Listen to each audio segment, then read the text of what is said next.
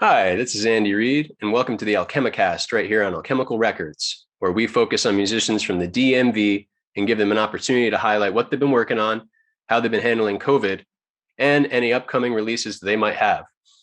With me on today's show, I have Jarreau Williams. Now, he is a local talent that needs to be known. He won 3 Wammies last night, and we have him here on the show today to talk about what he has going on and all the exciting things that the man with the golden voice can tell us. So Jarreau Williams, welcome to the show. How's it going, man? There we go. Hello. Hey, what's up, man? It's good to see you. Thanks for doing this. Yeah, absolutely. Thanks for having me, man. This is amazing. It's a great opportunity. Yeah, how are you holding up? Thanks for pulling off to the side of the road, I guess. Look, it's only right I do this from my car because I spend so much time in here, whether it's traveling to gigs or recording sessions or what have you. And it kind of takes me back a little bit to life pre-COVID because I spent so much time driving all over doing every possible thing I could to maintain this full-time musician living. Yeah. But yeah, like I'm doing all right. I woke up this morning, 3-time Whammy Award winner, which is still kind of weird. Congratulations, man. That. Thank you, man. And yeah, just I think it's just been a matter of really just processing the last year and some change. Just going from all systems go, no quit, nonstop, to everything just kind of being put on pause and really having to assess life and the people in it and the moves that you're making and where do you go from here. But fortunately, like I've had a church gig that's been sort of consistent and doing virtual concerts and just wanting to stay engaged with followers and just people that have really shown me love over the past few years, staying engaged with them online. And now it's that we're starting to see like the light at the end of the tunnel a little bit with vaccines and things starting to open up again. You're starting to feel that itch a little bit, Yeah. which is great. And so I'm really looking forward to getting back into that. It just feels good for my spirit. It feels good just for my psyche. Yeah. And because this is what I do, man. This is what I love. I love performing. It's all I ever want to do, Yeah, you're preaching. I miss shows. Yeah. In the 10 years that I grew up cutting my teeth playing around these areas, the DMV, allowed me to express myself in such a way where, the audience, you'd see the same couple of people that would come out and we all support each other. And it's like this gains theory of we want to improve so much because we want to put DC on the map. We want to make it a music city that's known, So I feel like you're a great person to talk to about what it means to be a musician from the DMV and how you're staying connected with the community. Mm-hmm. I'm proud to live in this area. I'm born and raised in this area. I'm originally from Alexandria. I've lived all over the region. Mostly like that Southern Maryland, Northern Virginia, greater DC area. So, I've like lived it, talked it, ate it, breathed it, everything, and so being able to see the progression of music in this area and the artists that I know and love and even those who have gone on to, greater claim to fame being from this area to the people that I call friends now and just seeing how driven everybody is, but also how supportive everybody is because, this industry can be so cutthroat sometimes. And to have people in your corner that even though we're all competing for the same stages, that we're still like rooting each other on and we're all willing to help each other get that much better, whether it's at marketing or stage presence or recording, whatever that thing may be that another person is lacking in. There's always somebody that comes that comes up and says, hey, let me help you in this area. And that's one of the things that I just love about this region. And I just really want our region, the DMV, to be, you know, considered right up there with the Nashville and the New York and in LA and Atlanta, all these major music cities that have that infrastructure where artists can really groom themselves and evolve in that setting. That's what I want the DMV to be. And I feel like we're getting there. You know, we're still making some strides, but ultimately, you know, this is home. This is home, and I always want to make the most of it, whether I'm here or I go somewhere else. You know, it's like I always want to make sure I represent. Well, thank you for representing DMV. I think you're doing a great job. I mean, down to the hat. You know, gotta rep the world champs. You know, Hell yeah. wherever we go. So yeah, So I just love being here. you've stayed well groomed, obviously, as a musician and a man.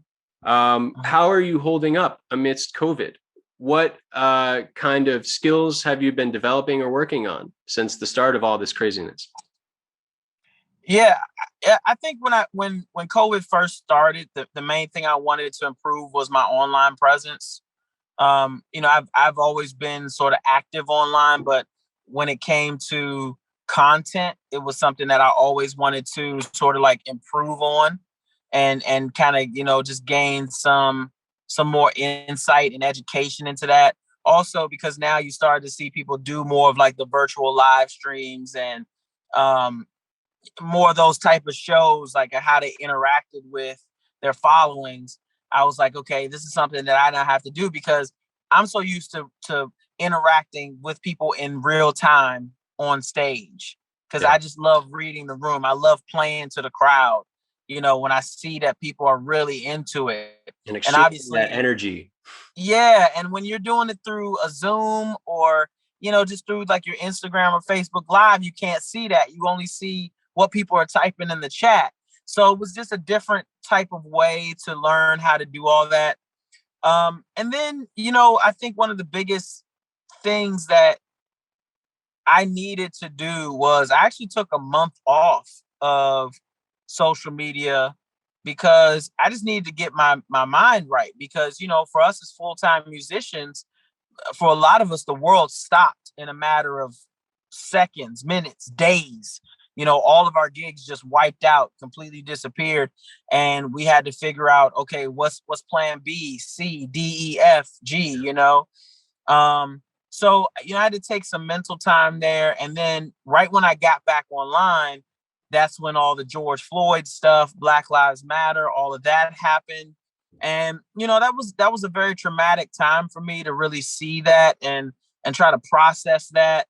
Um, you know, but I was just so inspired to see the many people who were taking a stand and people who were, you know, kind of acknowledging like, wow, this has been a problem, and you know, maybe I haven't been more active and aware in what I'm doing to help heal the problem. So let me work on that. And we, you know, we did forums, we did, you know, just get-togethers where we were talking with people who agreed with us and disagreed with us, because that's how we had to move the needle forward. Yeah. So that people really understood each other better. You know, I think that was one thing that we all started to recognize during the pandemic. So, you know, it was a much needed time off so that I had the energy to deal with that. Yeah, and process that. To take the moment and urge the conversation forward a little.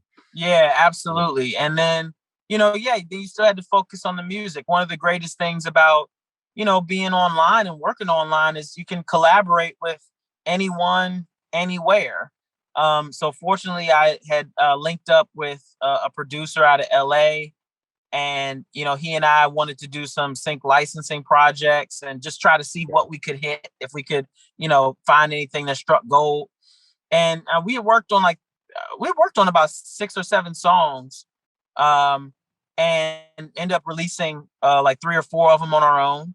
So that was great to just be able to collab and get more music out there, and so people could just really see and, you know, hear what I sound like.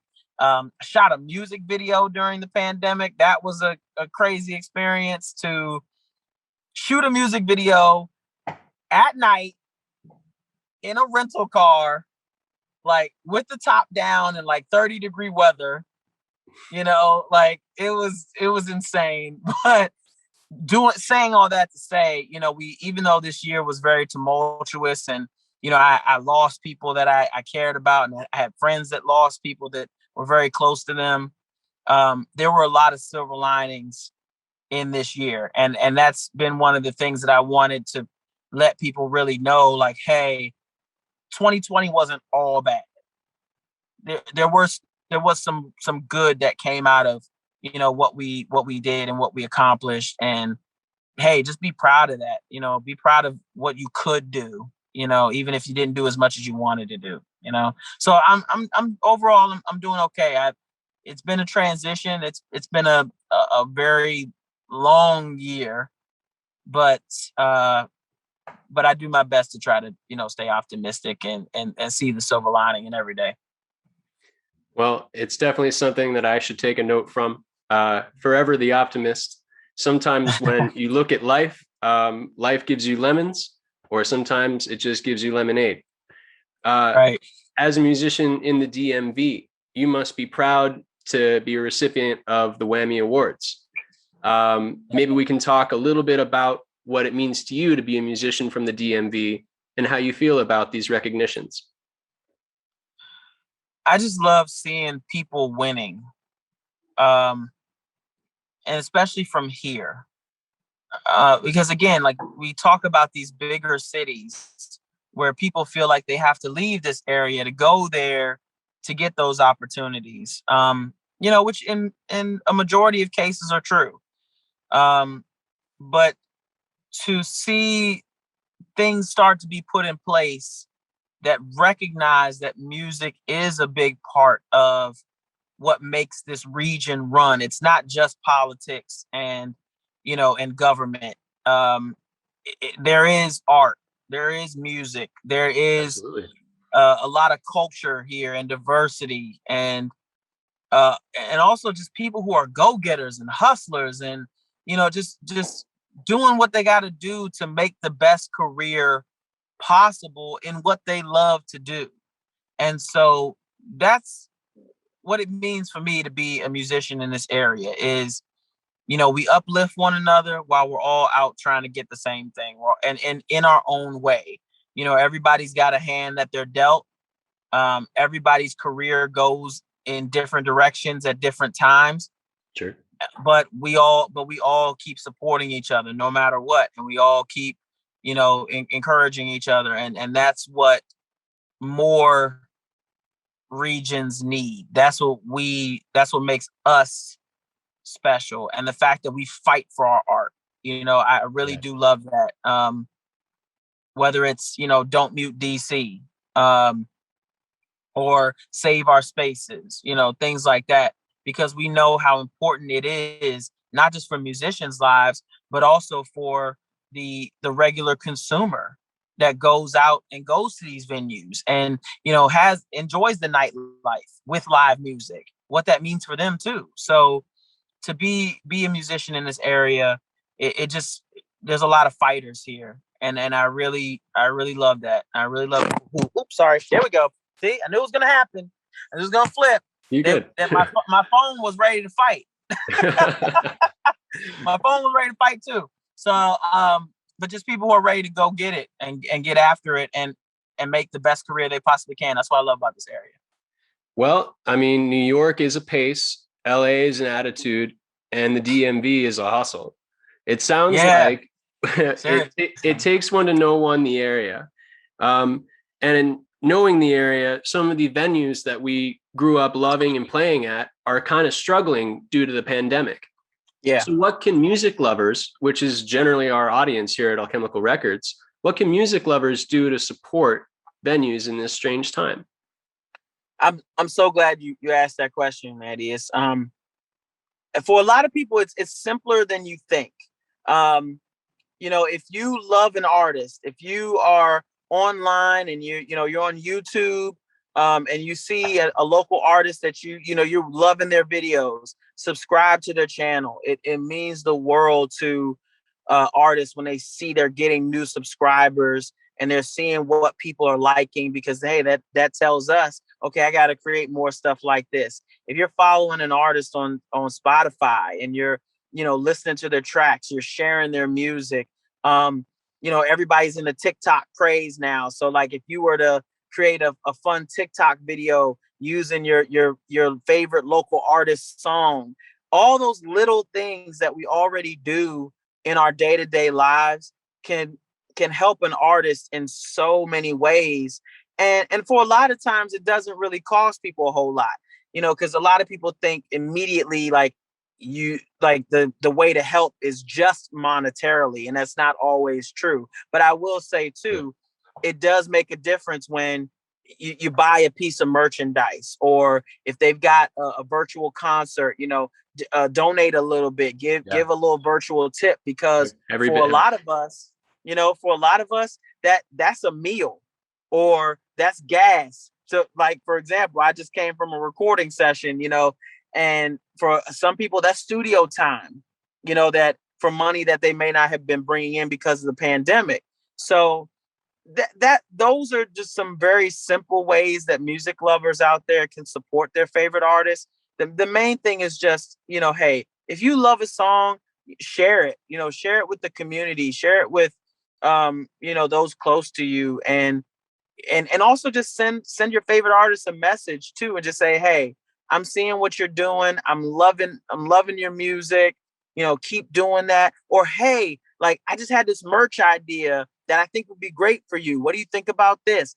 Any way that we can form a conversation and have a networking opportunity with a follower and tighten that relationship, it does wonders. I've seen it, in the past year especially, but really in the past 5 years since I really started doing this, seriously and really going all out for it. So, for the music lovers out there, I just say it's not hard. It doesn't take much. Just that little bit of love, however you can give it, it can go a long way. Seriously. A little does go a long way. Yeah. And you said you were coming from the studio. You recently released a single that was remixed a couple of times, Shoulda Known Better. Can you tell us a little bit about that?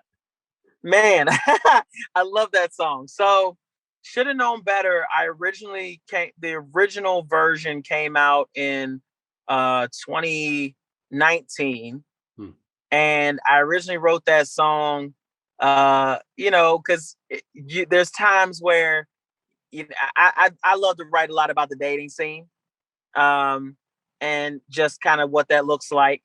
And there's times where that a person that you're interested in is already like hooked on somebody else, and you see it every day. You see it whenever you're at work with them, or you're out out on a Friday night, and you want to be the one that they're close to, but then they're talking to somebody else, but you still want to put yourself out there only to be rejected, right? So it's like, I should have known better. Like I already knew this was going to happen.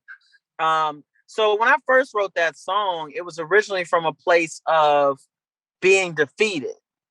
It was originally like I'm the loser in this. Whereas now with this remix, I completely wanted to flip the script. I wanted to be like, okay, I'm going to tell you why I'm the best option. Even though I should have known better, like you should have known better, I wanted to really just change the script on it, but make it in a fun way, because I love pop culture. I'm a kid of the movies. Like I'm a product of, entertainment. So I loved just like throwing in these little, pop culture 80s, 90s references and tying them in to talking about the love game. Like for example, like All Alone in Space, Han Solo. It's like I love doing that wordplay and that innuendo. And then it's like, oh wait, is he talking about Star Wars? Like, okay, and like for example, another one of the lines is like, can't touch this, so rogue, your X-Man gotta go. So anybody who knows X-Men, you know, when Rogue touches someone, she takes their life force. So it's like I wanted to play around with just those little like pop culture references that people could easily pick up on, but like I said, tie it into this greater topic, which is dating, which is something we all deal with, you know. So yeah, it was a fun song that actually I wrote during I want to say I wrote it during Thanksgiving or Christmas of 2019, and then I just recorded it in like early 2020, and then released it later. I mean, earlier this year. So you know, like it's just one of those things. You just the process of a song. It could take days, weeks. It could take months. You know, but I just wanted people to have fun with this song. And so this is your work as a soloist. You're also the frontman of the Jarreau Williams Experience. Yes. That's your side project or band. Can maybe you tell us a little bit about that? Yeah. So JWX is more of like the corporate umbrella of what I do. So, you know, obviously me as a solo artist, like obviously my bandmates, when we have shows where I'm playing my original music, I'll go under, you know, my name as a solo artist. But then JWX is more so for that corporate brand. So like your, you know, weddings and festivals and, you know, holiday parties, things of that nature, birthdays, those type of things, because people always, you know, want to have a name tied to a band name tied to whatever your event is. Right. So yeah, so JWX has been kind of like the thing since like 2016, 2017. But you know, eventually I want to be able to perform more so as a solo artist. But in the meantime, you know, until that day comes, JWX is another brand, you know, of this overall model where people know when they come to see us, like they're coming to see a show. It's not just, you know, us just guys up there just playing cover songs, just playing what people want to hear. Like we're going to give you that and more. So that's why we say it's an experience. You know, we don't, you know, we love to have fun and just have a good time and play the tunes we love, but, you know, get people up, get people dancing and have people leave that experience wanting to come to another one, which has happened, you know, a lot over the course of our 4 years playing together. And you are familiar with Jimi Hendrix and his experience as well, right? I am. There's a lot of experiences out there. You know, but there's also like, I mean, you know, I think because originally we were named under as Jarreau Williams Band, and I'm like, I'm not Dave Matthews, I'm not Zach Brown. You know, those guys, they can do that, and that's great for them. But it just didn't feel right to me, you know. It's an experience. You have to feel it. It's something you want to feel it, and not to say that those other bands don't, because I mean, you know, they are who they are. It was just for us and what we brought to the table. We wanted to put a little extra, you know, sprinkle a little extra on what we you know bring, what we provide to the table. And when you say a little extra, what do you mean? A little pizzazz, a little little sprinkle, you know, sprinkle something fresh. I say that because I love surprising people. You know, I love doing stuff at gigs that will either have people say like, "Wait, they do that?" Yeah, or, you can do that. Right. Or for example, sometimes depending on the gig that we're at, you know, like you always, when you take those set breaks, you're always trying to figure out how you want to come back in. So, you know, you can get the crowd back. You know, people are going to take their break and they're talking, they're mingling, but you know, as soon as that music starts, they're back. Yeah. So there's times where we've done Vanessa Carlton, 1,000 Miles, and nobody would expect me to do that. Or we'll start off with like a Disney song and see who like starts singing along in the crowd.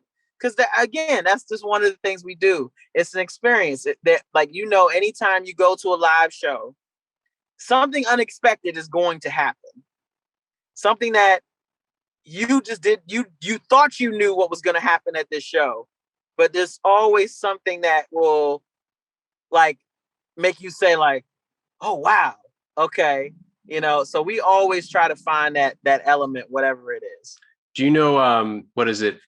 Into the Unknown from Frozen, the one that was covered by Brandon Urie from Panic at the Disco. Yeah. My girlfriend showed me that, and his vocal range is ridiculous. Nice. What do you think of that song? I am a product of Disney, so I have no shade against Disney whatsoever. I use my cousin's Disney Plus account for catching up on all my stuff. Like when Disney Plus first came out, I had a trip down memory lane. I played all the throwback movies. And that's just, I love Disney. That's actually what got me into performing and singing. My parents always tell me this story. It was that I used to play movies like The Little Mermaid and like Aladdin and those type of movies, and would just play them on repeat. And these are days of VHS, not DVDs and Blu-ray. You got to be kind and rewind. Yeah, I remember. I'm aging myself, right? So yeah, we used to put that VHS in, play it through. I used to learn all the lines, all the songs, rewind it back, do it again. And that's just, that's why I love singing so much. I also love acting too. It's, like I said, entertainment has just been in my DNA from the very beginning. Well, just like Hercules, you're certainly going the distance, and it definitely shows. Well, thank you so much for coming on the show. I really appreciate your time, Jarreau. You're awesome, and we look forward to seeing some big things coming from you. Hey, Andy, thank you so much for having me. And once again, I just, want to say to everybody, I hope that, people are staying safe during these times. And when live music comes back, please be sure to follow me at I am Jarreau Williams on Instagram, Facebook. I'm also on Twitter, all over the place. Just you also go on my website, www.jarreauwilliams.com. Please, join my mailing list. That's where I'll share stories there. I'll also share lyrics of songs that I'm writing. I'll even send people some demos before they're even out. That's where people can really get like the insider access to what I'm doing and what I'm working on before everybody else. So anybody who's interested in that, please connect with me. I do respond back to emails too when people will respond to what I send out. Just another way for us to be connected. So I'd love to connect with more people as time goes on, and hopefully I get to see people at a live show soon. Well, that's the hope, right? Is that we can get back out there and start saving our stages and using our voices for good. Yes. That's the hope. Yes, absolutely. I'm looking forward to it. Is there anything else you'd like our listeners to know? Yeah. So just be on the lookout. Again, like if you follow me on social media, whatever, wherever you go to listen to your music, whether it be Spotify, Bandcamp, SoundCloud, I'm uploading music there. I've got some great collaborations that are in the works with some of my great friends in this area. Also got a few tunes of mine that I'm working on that I hopefully plan to put out, later in the summer, also just to round out the year. So, definitely stay tuned. Please follow me on social media, subscribe to my YouTube channel. I'd love to hear from people, like what they want to see and hear. And like I said, that, until we get back on these live stages, I just want to keep trying to connect and get to know people. So, yeah. Well, I already followed you on Spotify, my guy. Thanks so much for your time. Boom. I look forward to hearing more from you, man. All right, man. Take care, Andy. Yeah, you too, bud. My name's Andy Reid, and thank you for listening to the Alchemicast right here on Alchemical Records. Have a good one.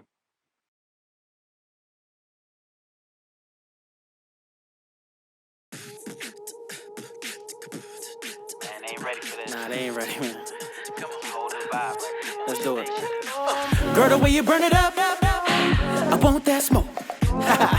I got you over there laughing, but it ain't no joke. When I hit you with that stroke, you were sleeping, now you woke. Clean up everything we broke, then introduce me to your folks. It'll be game over, no more mess. Just say yes in that stress. Lay your head up on my chest. Touched by God, child, you blessed.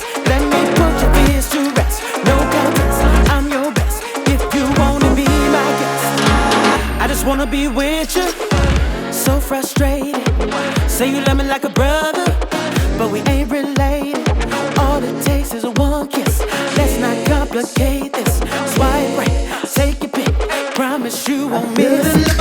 See you over there flirting. What he got that I don't. When you know I got everything you want. You can't touch this. So rogue, your ex-man gotta go. All alone in space, Han Solo in vogue. Never gonna get it. Ain't no way that I was gonna quit. Hotter than the rest, you so lit. Tried to make you see us as a perfect fit. Got voted off the island, survivor shit. Why do nice guys finish last? Holding out my arms, you run past to your old flame with no game. Over there flirting with another dame. Yeah, I felt the pain, no gain. Like bank slash shot, had no aim, but kinda knew where to end this way. Guess I only had myself to blame. Should've known better than try to get with you when you had somebody already getting with you. I should've known better than to try to spend my time with a girl who already knew wasn't mine. I should've known better. I should've known better. I should've known better. I should've known better. I should've known better. I should've known better. Yeah. Flashlight, so bright, you make me see the light on the darkest night. And your body so ill. Best picture, parasite, moonlight, had me tread so softly until you took the air right out of me. And now I'm sinking fast, trying to find my way like a compass. It must be witchcraft, all the spells you casting. But I'm seeing through your hocus pocus. When a friend Santa said, I wanna buy a book. Girl, the way you play the game is superior. No fear in your exterior. Award-winning Pulitzer. Fool me to think we could ever be together for eternity. Had to be too blind